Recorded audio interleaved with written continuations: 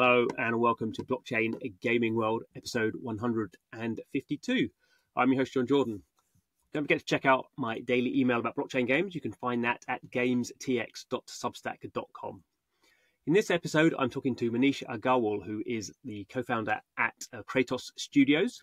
So Kratos has been around for about a year now. It raised $20 million at the start of 2023, and also in that process acquired IndieGG, which was the subDAO, the Indian subDAO of Yield Guild Gaming, YGG. So in the episode, we talk quite a lot about what Kratos has been doing in the last year, how it's been building out a large community of gamers in India, how it's been onboarding both Web3 and Web2 game publishers into that community, and why it thinks blockchain is really important to now build these communities and solve some of the problems that game publishers have in finding communities for any sorts of games. But we also talk about how Kratos isn't limiting itself to India and how it's also looking to become a global force in the promotion of games and blockchain games in particular. So hope you enjoyed the episode. Don't forget to subscribe and see you next time. And very pleased today for this episode of the podcast. I'm joined by Manish, who is the founder of Kratos Games. How's it going, Manish? All well, John. Good to see you. Yes, and lovely to good. see you in your Great to have you on. blockchain avatar. We have been interacting in Web2 for a decade or more. Yes, we have. We've known each other for a while. So it's always good to get a sort of a bit of background on the person who's who's going to be talking about what they're up to in the blockchain game space. So you've been around for a while, as you say. We first met at least a decade ago, and you've done many cool things. So give us the potted history of sort of Manish in games and how you've ended up in blockchain. John, gaming started with me around pretty much 2010-11, and then that's the time in 2012 we met for the first time at Pocket Gamer London. This was the start of freemium in gaming, and then I was running a studio called Reliance Games. It was the first studio from India to build freemium games and build for Western markets from India. And yeah, it was a beautiful, exhilarating journey of building something new, building something which isn't been there, existing, not too many precedences. And thanks to friends like you, who brought together a lot many people from whom each one of us could learn. And I think that's the ethos of the gaming industry, which has always been there, that everybody is happy to share what they are doing, what they are learning, what mistakes they've made, and how could they really do it. So yes, did that, and then ran it very successfully. Then moved to the second gig in gaming, Nazara, which I ran it for 7.5 years. Took it to public in India. It's the only listed gaming company. Took it in public in 21. Took beautiful bets on esports, on very interactive learning content. It's been, again, the second phase of adjacency to games, and how does the game studios, large studios, build grassroots communities? How does a publisher really think? So learned that, and then 21, I really kind of got completely smitten, if I would use the word, by the promise of a community economic value sharing model, and enabled by blockchain. And I think that intuitively, from first principle, appeals to me as an individual, because I've been in an internet since many years, almost 17 years, 18 years, and internet was supposed to create a democratic distribution of opinion and wealth. And I think I thought, let me give it one try before I kind of really say that I'm building something which can truly create democratic distribution of economic value and the governance value. So that's what I got into, wrote this thesis, founded Kratos Studio, published white paper in August 22. And since then we have been building. So yeah, again, cycle starts. You kind of get into doing something which is unknown. You kind of jump out of plane without a parachute and you figure it out. that on the way you will find some fellow jumpers and together you land.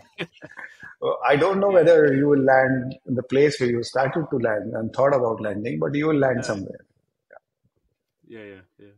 That's the interesting journey, isn't it? And it was sort of interesting there, as you said. You worked for these two big free to play mobile developer publishers in India. So you were there for that part of the journey. And it's interesting there. You were mentioning sort of even then you're sort of thinking about grassroots communities. So I guess, as you said, that's why the blockchain thing sort of really appealed. And that's with Kratos, that's really, would you say that's your main focus really?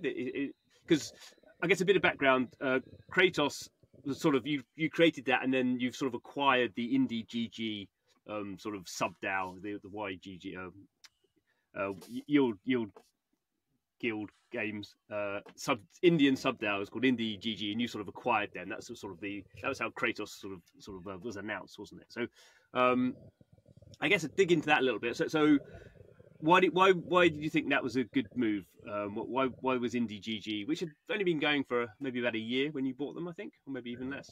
Yeah, so I think I was at the canvas stage. I'd met Gabby in 21 and Sandeep, Yeah. and I was very new. But what Gabby was doing was really creating huge amount of micro entrepreneurs in Philippines, and that Mm. that was kind of fascinating.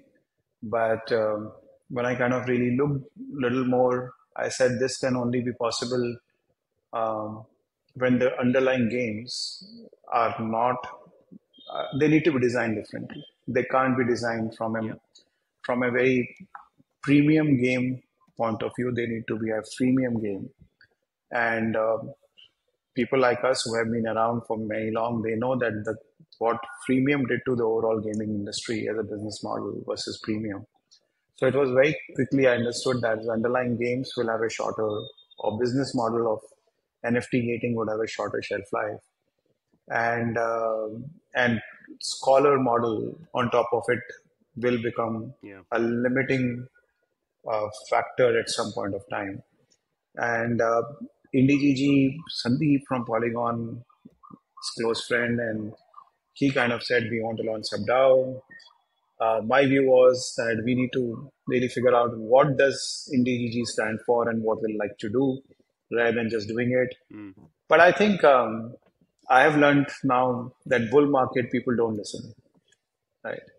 It's good. It's a Yeah, good learning. yeah. So the rational thinking versus the whole exuberance and irrational optimism really kind of the animal spirits take thing, and then IndieGG was launched, and I was also an angel investor because it was cost of learning for me for Okay. multiple things. So for me, the thesis of scholar is a not a large pool, and one needs to really think beyond.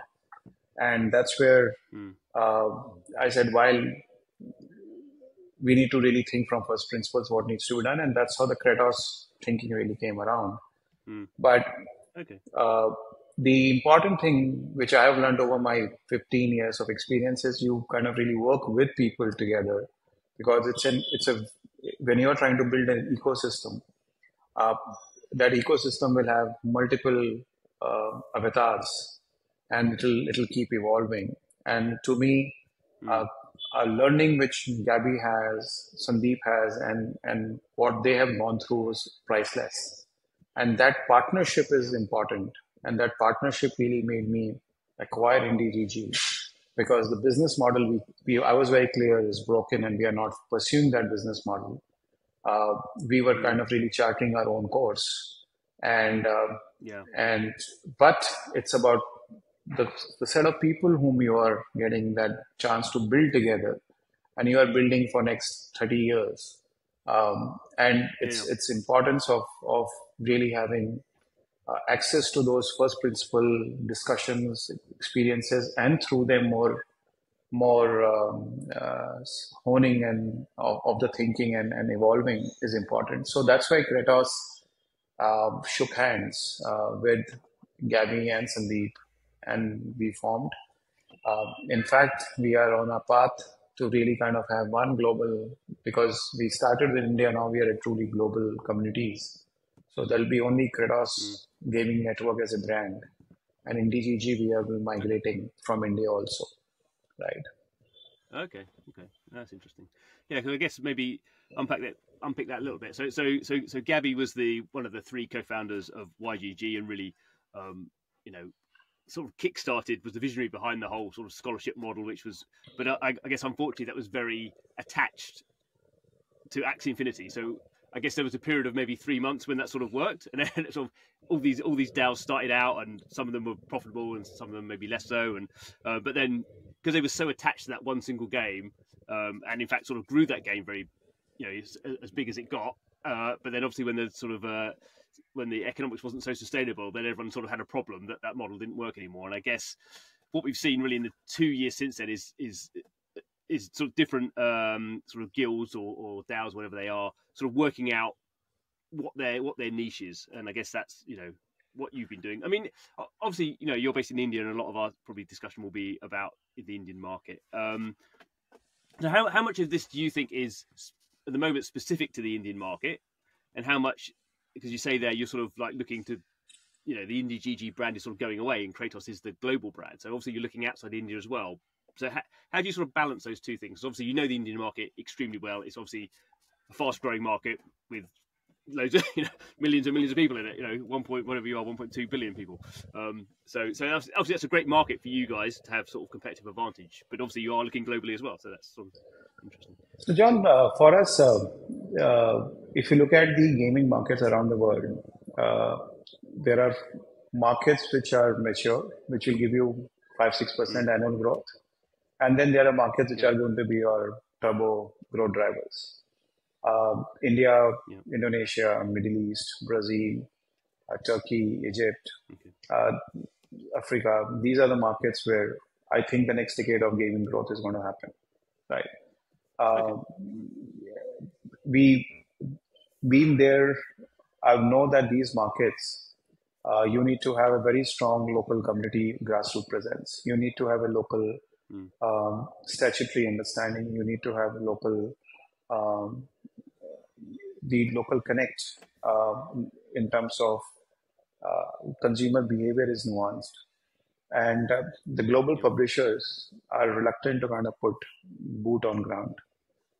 And that's where building a these markets distribution platform where the global publishers could really kind of get access to local communities is what we are going after. Okay. Um, Mm-hmm. in my previous experience, I've worked extensively in Middle East, Africa, India, Southeast Asia. So understanding of consumers and the navigating the system is what is important. Now, as a publisher, you need communities, you need local Mm. payments, and you need local statutory Yeah. compliance. If you could really kind of give Yeah. all of these three things very easily, and we are saying that that's a very traditional publisher look. Now you flip the whole model on its head and say that gamer and the publishers, there is an economic value exchange happening between the two.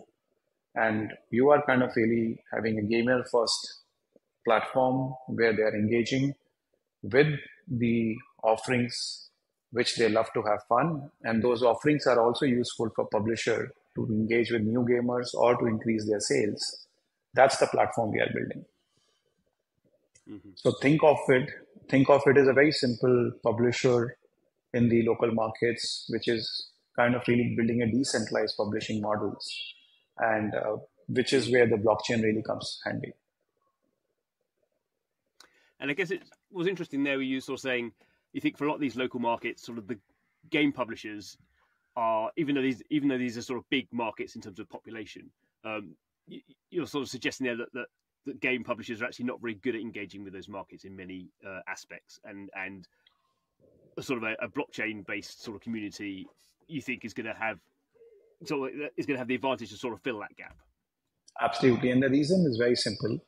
Uh, Mm. the desire, uh, I think it's a very primal trifecta which we believe is there is an earning, there is a fame, and there is power. Yeah. That earning, fame, power Okay.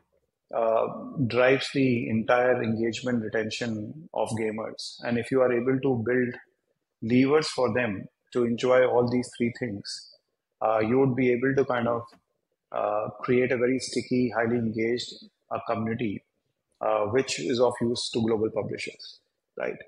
Now, the governance helps in achieving the power. Sharing of transparent value that game gets great user acquisition, which is an effective ROI is better than Facebook, Google, or anyone, and the gamer makes money, great. Fame, you can really create a lot of fame loops through hyperlocal grassroots decentralized tournaments really happening, or anything kind of the cool factor, cool X factor, which you can give for my clan and clan chiefs. That's the model which we have gone through. Um, and in these markets are still very looking for fame, highly. You would say that there's so much of people vying for the same opportunity that if even if you get 2 seconds of fame, you feel happy, right? And that 2 seconds of fame doesn't need to be at a supranational level or international level. It's an aspirational pyramid. But even if I get famous in my college or in my community, it's great. So that's the true insight which we are really working, that a combination. It's no silver bullet that you need an instant gratification, you need future speculation, you need fame, you need power. Combination of this, think of it as a cocktail which you are providing to your community and which is beneficial for the publishers. And I guess the strength of that is obviously earning is part of that, but backed up by fame and power. You're not reliant on earnings in the way that sort of Axie just had the earnings for a bit, but there wasn't any of that other stuff around it. So when the earnings went away, everyone was like, not really. Actually, if you look at the larger problem which it was there, it was an extractive. The community was just taking the money out. And in our model, what we are seeing is community is a gamer community, and gamers, if there is an asset ownership, they will love to purchase. So it's a circular loop which you're creating, enabled by the asset ownership and P2P marketplaces, which make these guys to not think as an spend, but think as an investment, right? And that is what is going to really be a game changer for these markets, because the friction of spending, which was always there at the back of mind, is now being replaced by an investment in future value creation. So I guess that's sort of some of the your first principles you've been thinking of why you've got into this market. Can you talk a little bit about over the last year what stuff you've been doing, because you've been quite active in the Indian market with events and things like that. So it'd be good for you to sort of put a bit of flesh on the bone of that and tell us sort of how you're actually building this stuff out. So very happy with what the Kratos extended family, IndiGG extended family. We started with few of us. Now today we have a 1.2 million gamer family, which is really kind of run by 14,000 clan chiefs on our platform. Okay. And since we started in India, we have an advantage. Not advantage. Numbers are more in terms of number of cities. We have on ground 168 cities where we have clan chiefs, right?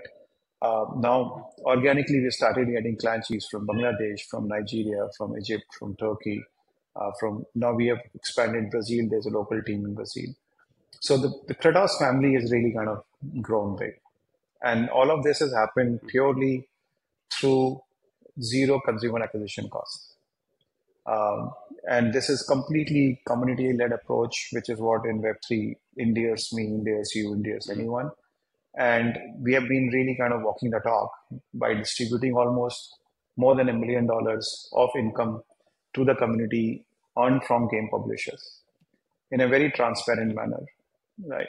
So from that perspective, walking the talk of saying that economic value sharing is happening with the gamers.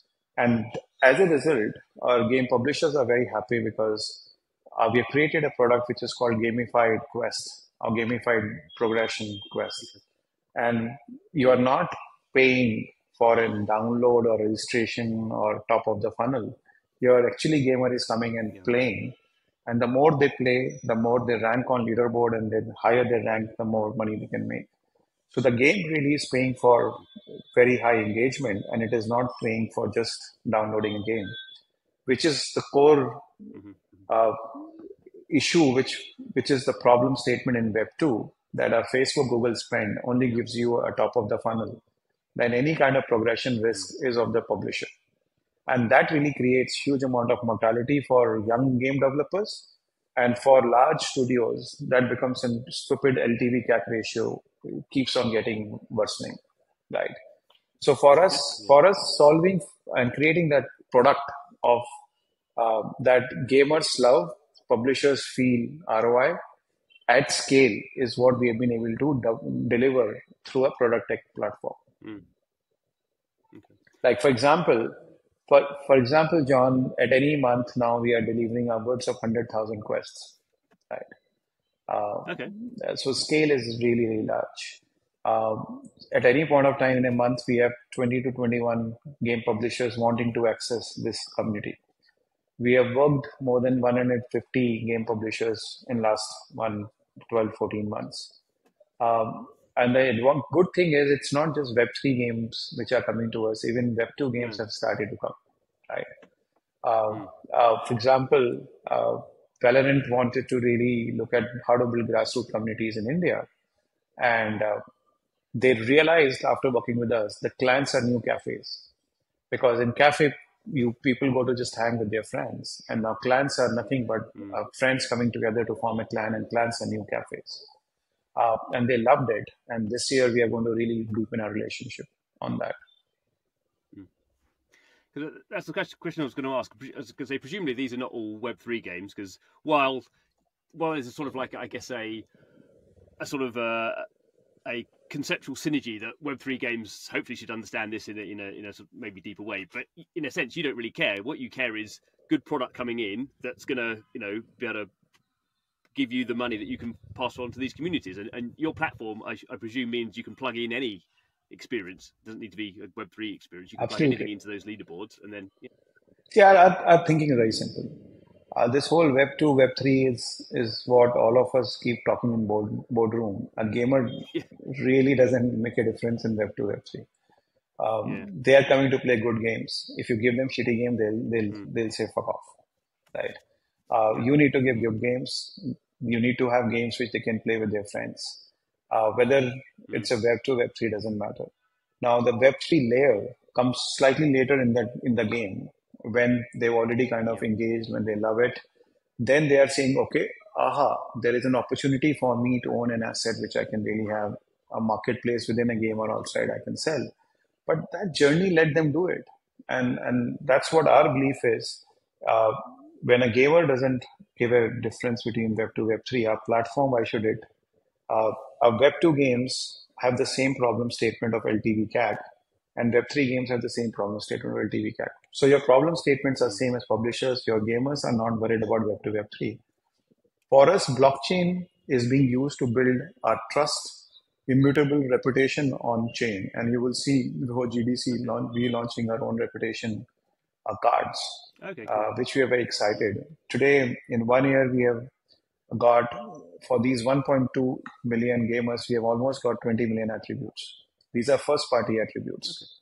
So we want to really kind of build Kratos as the oracle, as one source of truth for gamers to see their mm. reputation and for publishers to look at their reputation. Because I guess that's the other interesting sort of bit as you build out this platform, get more users, more more publishers coming into it, more value exchange.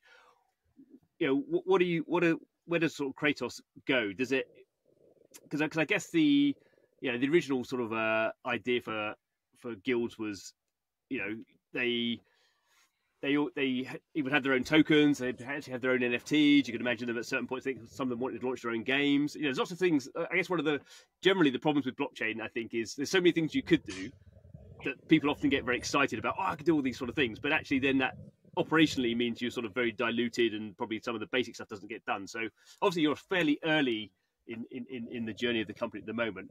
How much of that other stuff, tokens and NFTs, and doing your own games, is that something you think is part of the where you're going to land, or is that just something that you think is irrelevant at the moment? No, I think it's very relevant from a game publisher Okay. point of view, because ultimately they pay salaries and they need to generate revenues. Yeah.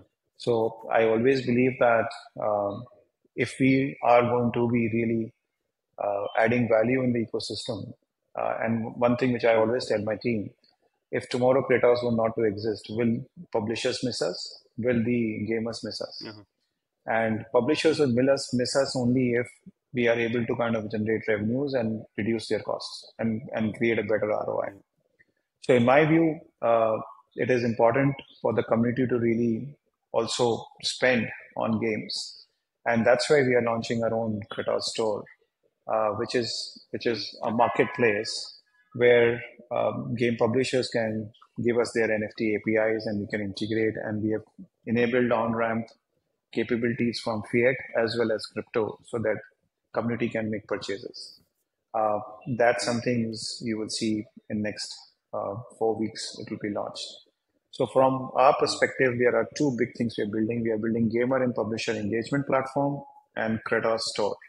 These are the two things which will ensure that there is a circular economy loop of the community earning money and spending money, and publishers Mm. giving money to the community and taking money from the community.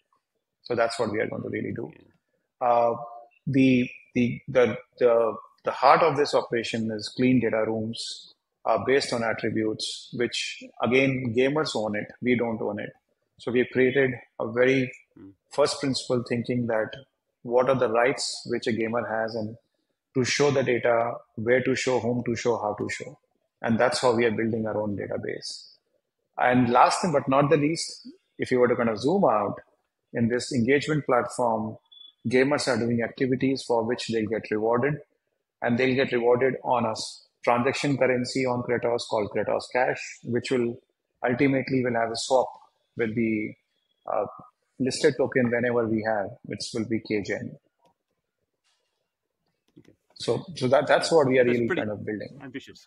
Yeah. So that's what we are Yeah. building, Cool. and uh, 23 was a beautiful year where we were kind of just sitting down and building. And the good thing Mm. about the winters is that you don't get distracted. You don't have too many people knocking on your door. And we had raised money in 22 from some of the marquee investors. So we are very frugal in our approach. So just without getting any disturbed, without getting distracted, just build, build, build. And now lots of Mm. those puzzle pieces are coming together in 24 to start seeing the tokenomics really playing out on the platform.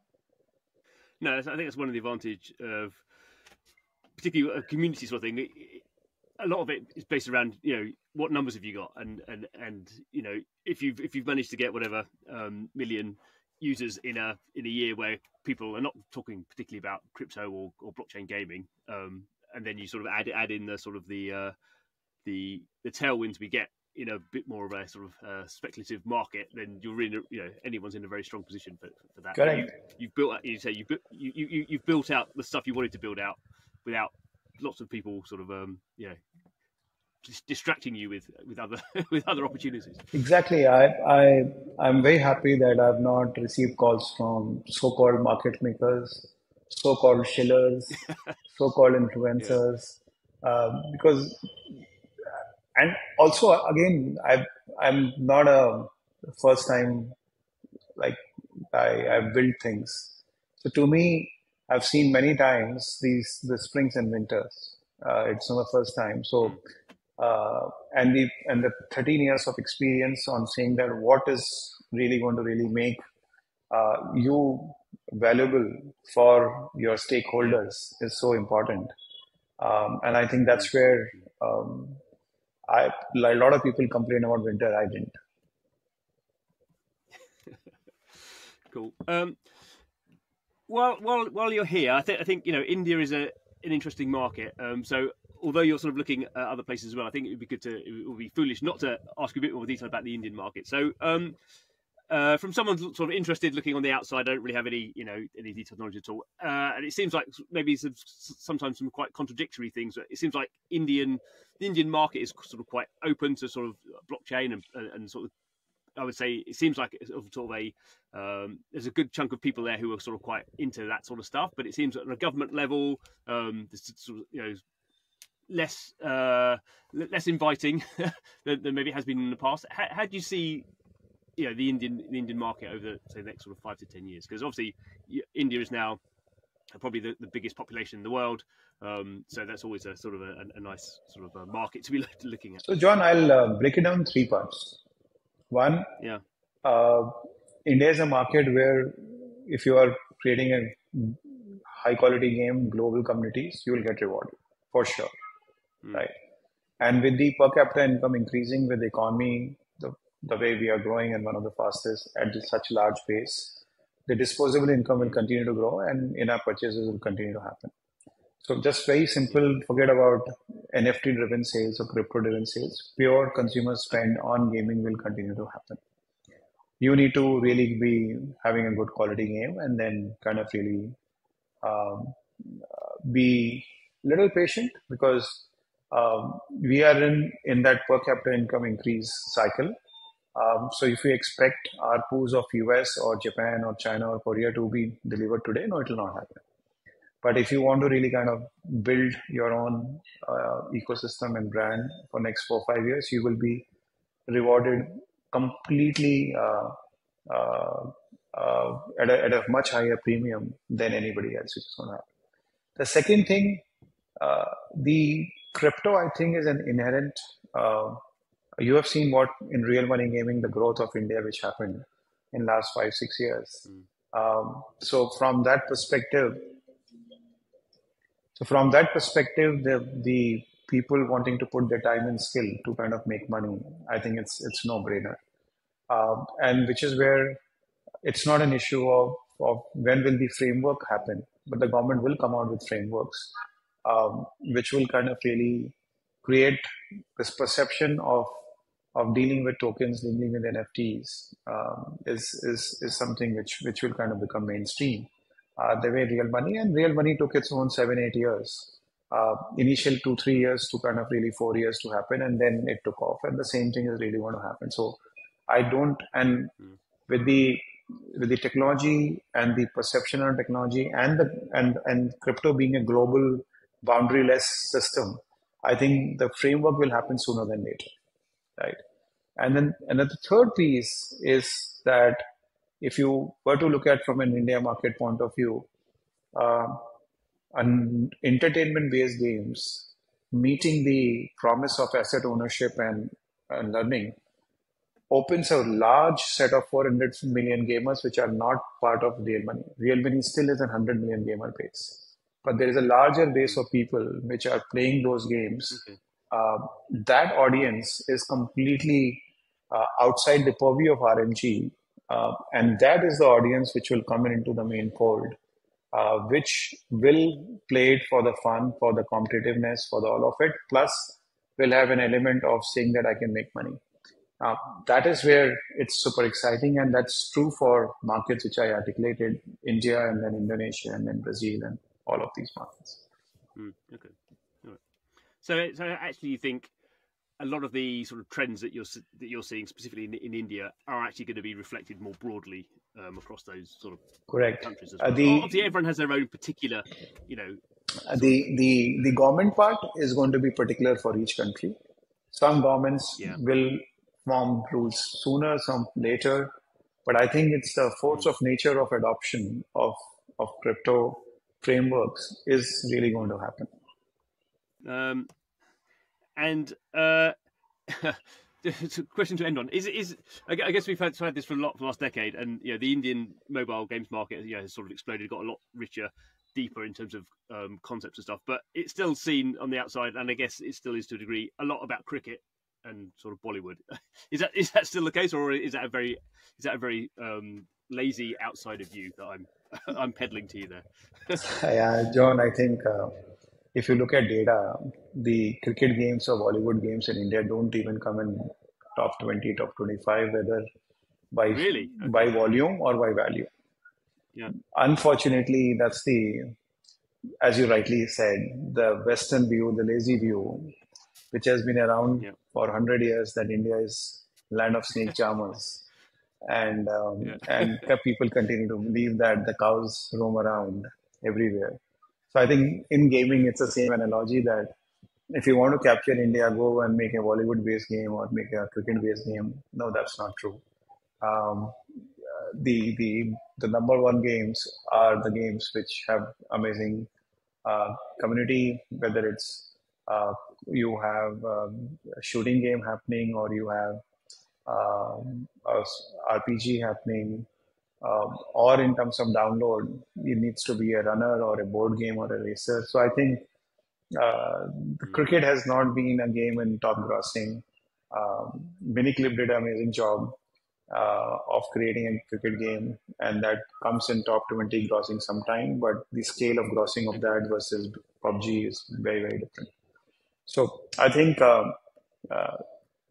just come and smell some real world is my always advice to people, and that's why we have IGDC, India Game Developer Conference. Come participate, talk to people, roam around, go and meet. We have a consumer event now next door to IGDC where you can meet gamers, and a lot of game publishers will get their bearings right. Um, and I'm glad that this year in November, we had 100 plus foreign publishers release coming and visiting their teams, which just shows that there is an appreciation of not doing an armchair strategy around India, but they really want to kind of figure out what is working and how is it working. So I think a great symbiosis of Indian developers making for globe will keep increasing, and global developers coming and understanding how to really build grassroots communities is going to happen here. Good. Well, glad that I've educated myself and hopefully some of the audience about some of the lazy comparisons we often make. That was great, Manish.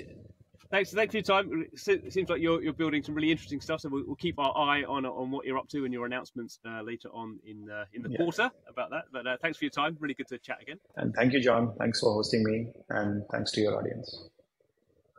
Cool. Yes, and thanks to you for watching or listening to the podcast, however you are consuming it. Every episode, we are talking to the people who are building out this new way of gaming and finding gamers and making communities and all this sort of cool stuff. I think 2024, I think we're all expecting it to be a very interesting year from that point of view. So please subscribe to the podcast and see who we're talking to next time. But thanks for listening to this one, and I'll see you again.